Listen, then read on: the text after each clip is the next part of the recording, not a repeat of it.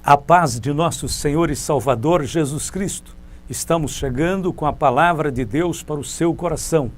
Vamos para uma leitura bíblica em Mateus capítulo 3, verso 1 e 2. E naqueles dias apareceu João Batista pregando no deserto da Judéia e dizendo: arrependei-vos, porque é chegado o reino dos céus. Quero falar sobre o seguinte tema: as 3 coisas necessárias para a salvação. O ano de 2019 ficou marcado como o ano do maior número de queimadas no Brasil, com enorme devastação da vegetação e do meio ambiente. Foram mais de 120 mil focos de incêndios em vários estados, tais como Goiás, Mato Grosso, Maranhão, Tocantins, Pará, Amapá, Acre, Rondônia e a floresta amazônica. Os recursos naturais e os animais silvestres foram devastados pelo fogo irresponsável e criminoso, ateado por pessoas inescrupulosas que agem em nome da ganância e sem se importar com as consequências presentes e futuras. Não somente o Brasil, mas o mundo inteiro está agonizando por causa da ação inconsequente do homem. As reportagens mostraram na época os animais acuados, tentando escapar do fogo, fugindo desesperadamente para os meios urbanos. Inúmeras cotias, preguiças, lobos, ouriços, tamanduás e cobras foram encontrados mortos e outros foram capturados, se escondendo nos fundos dos quintais. As queimadas destruidoras e as fugas dos animais nos fazem lembrar a pregação de João Batista sobre a vinda do juízo de Deus. Não somente João Batista, mas também outros profetas alertaram os moradores do planeta Terra sobre a chegada iminente do julgamento global. Quero citar 3 profecias aterrorizantes sobre esse tempo anunciado pelos profetas. Porque eis que aquele dia vem ardendo como forno, todos os soberbos e todos os que cometem impiedade serão como palha, e o dia que está para vir os abrasará, diz o Senhor dos Exércitos, de sorte que eles não deixará nem raiz nem ramo. Malaquias capítulo 4, verso 1.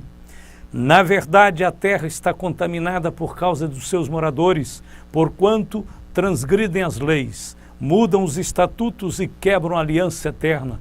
Por isso, a maldição consome a terra e os que habitam nela serão desolados. Por isso, serão queimados os moradores da terra e poucos homens restarão.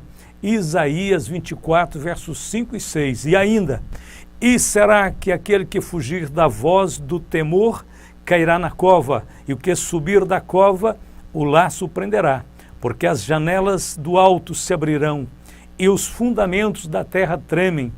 De todo será quebrantada a terra, de todo se romperá, e de todo se moverá a terra, de todo vacilará a terra como ébrio, e será movida e removida como a choça de noite. E a sua transgressão se agravará sobre ela, e cairá, e nunca mais se levantará. Isaías 24, versos 18 ao 20. O profeta João Batista foi enviado para romper o silêncio profético de 400 anos em Israel.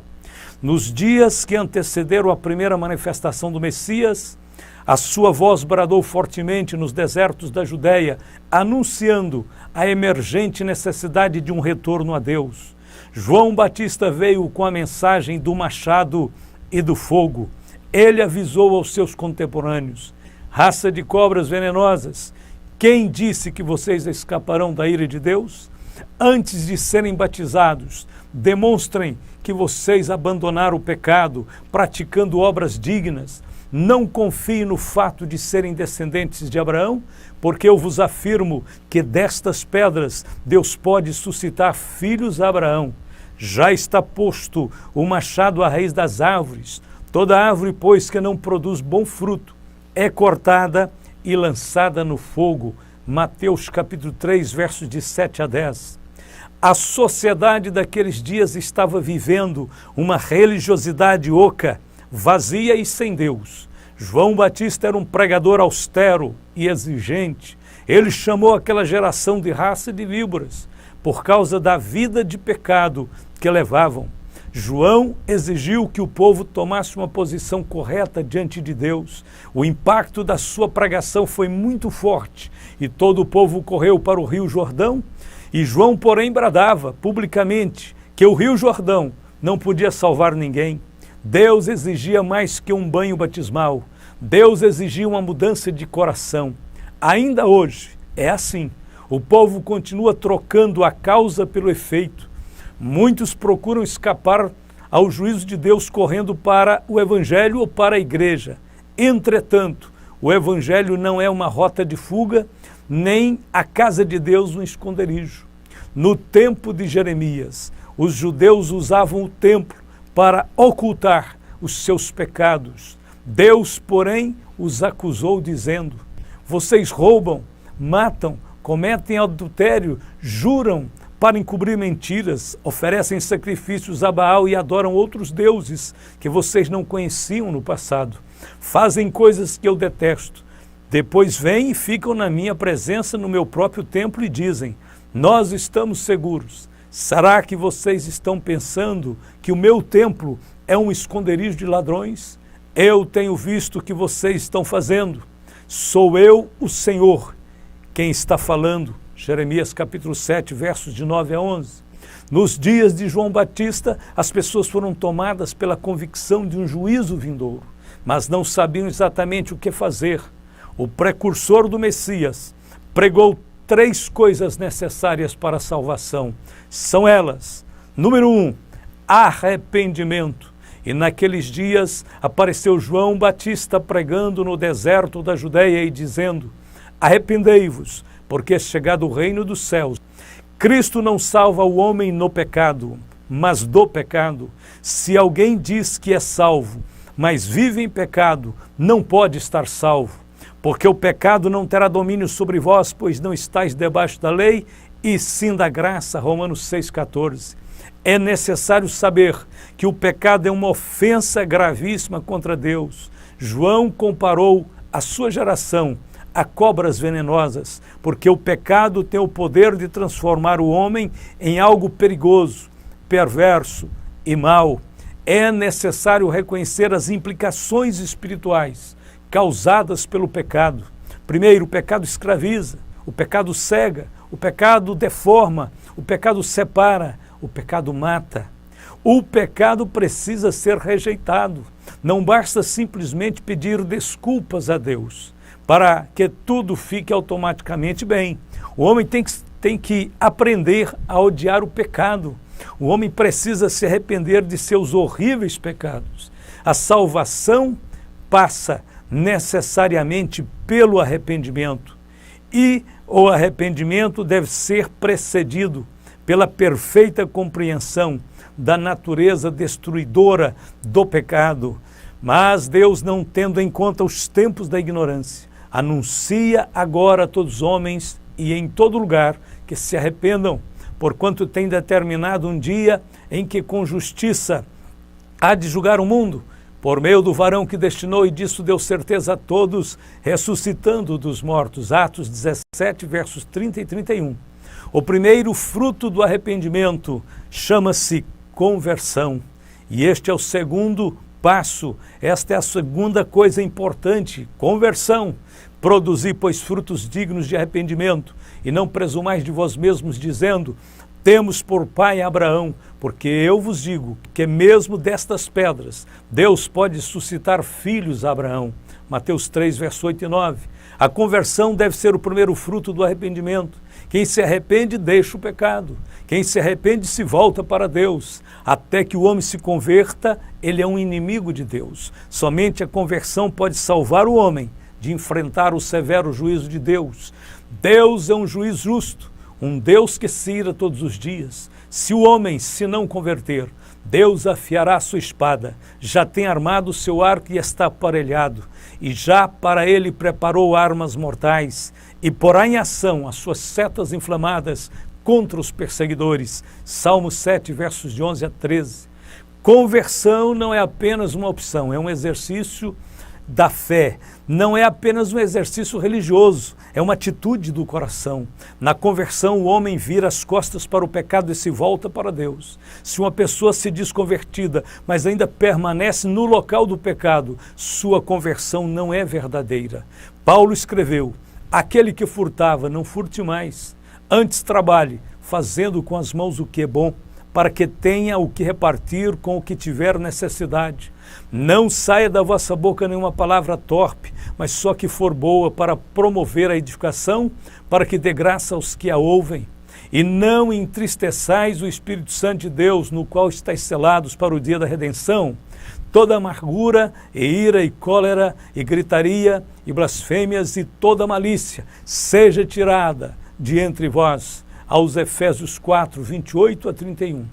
Em alguns casos, a conversão exige a restituição daquilo que tiramos injustamente de outrem, conforme lemos. E levantando-se Zaqueu disse ao Senhor: Senhor, eis que eu dou aos pobres metade dos meus bens, e se em alguma coisa tenho defraudado alguém, o restituo quadruplicado. E disse-lhe Jesus: hoje veio a salvação a esta casa, pois também este é filho de Abraão, porque o Filho do Homem veio buscar e salvar o que se havia perdido. Lucas 19, verso 8 a 10. Os pregadores modernos não falam mais desse assunto, porém é necessário. A restituição é tão verdadeira hoje como foi no passado, como foi nos dias de Cristo. A conversão é a única condição para que o homem receba o seu perdão. Disse o Senhor: deixe o ímpio o seu caminho, e o homem maligno os seus pensamentos, e se converta ao Senhor, que se compadecerá dele. Torne para o nosso Deus, porque grandioso é em perdoar. Isaías 55, verso 7. Por fim, a salvação é consumada pela fé em Jesus. E eu, em verdade, vos batizo com água para o arrependimento, mas aquele que vem após mim é mais poderoso do que eu. Não sou digno de levar as suas sandálias. Ele vos batizará com o Espírito Santo e com fogo. Em sua mão tem a pá, e limpará a sua eira, e recolherá no celeiro o seu trigo, e queimará a palha com fogo que nunca se apagará. Mateus 3, 11 e 12. A Bíblia compara os ímpios à palha. Jó 21, versos 18 ao 20 diz: porque são como a palha diante do vento, e como a pragana que arrebata o redemoinho. Deus guarda a sua violência para os filhos deles, e aos ímpios dá o pago, para que o conheçam. Seus olhos veem a sua ruína, e ele bebe do furor do Todo-Poderoso. Malaquias, capítulo 4, verso 1 disse: todos os soberbos e todos os que cometem impiedade serão como palha. Palha é algo inútil e só serve para alimentar o fogo. No Salmo 1, há um paralelo entre os ímpios e os justos. Não são assim os ímpios, mas são como a moinha que o vento espalha, pelo que os ímpios não subsistirão no juízo, nem os pecadores na congregação dos justos, porque o Senhor conhece o caminho dos justos, mas o caminho dos ímpios perecerá.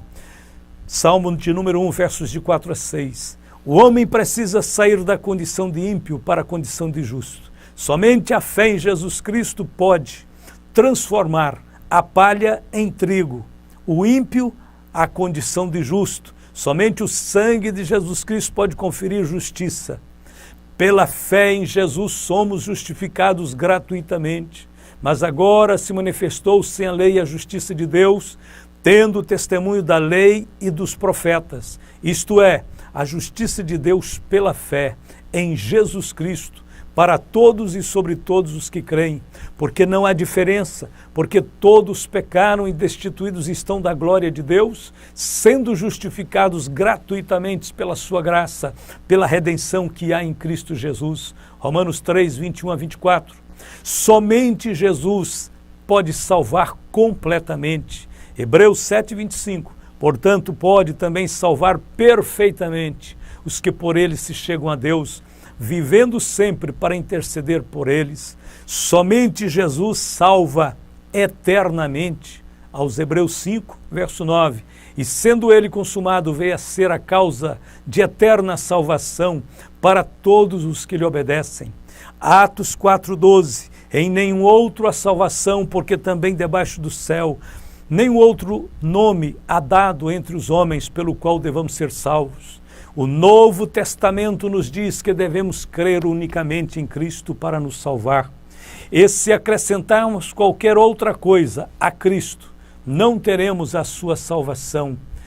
Isaías 63, versos 3 e 4 diz: Eu sozinho pisei no lagar, e dos povos ninguém se achava comigo, e os pisei na minha ira, e os esmaguei no meu furor, e o meu sangue salpicou as minhas vestes, e manchei toda a minha vestidura, porque o dia da vingança estava no meu coração, e o ano dos meus redimidos é chegado.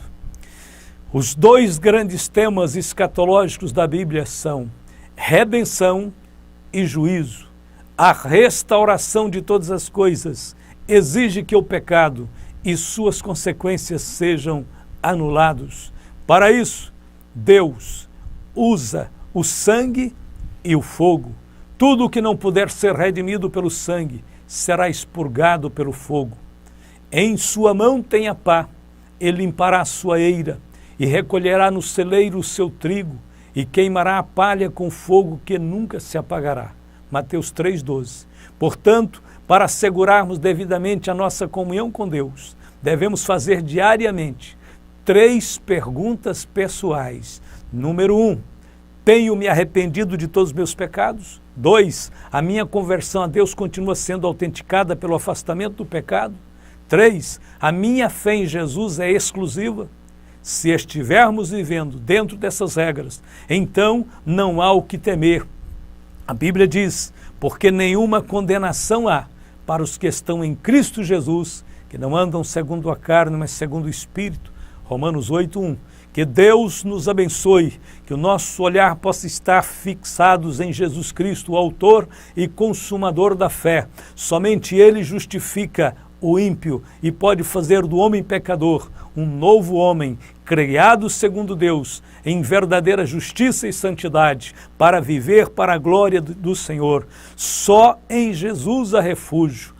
Nenhuma igreja, nenhum credo religioso pode servir de esconderijo para o pecador. O homem pecador tem que vir de coração quebrantado, contrito, vir a Jesus Cristo para recebê-lo como Senhor da sua vida, como Salvador pleno, único e completo para os seus pecados. Portanto, Deus possa estar falando com alguém nesse instante, Deus possa estar apontando para alguém nesse momento, Jesus Cristo e este crucificado como o único Salvador e o completo Salvador para todos os pecadores, para eliminar, para apagar todas as nossas transgressões e nos fazer ver a possibilidade da redenção pelo seu sangue e pela sua graça. Deus vos abençoe através de Jesus Cristo.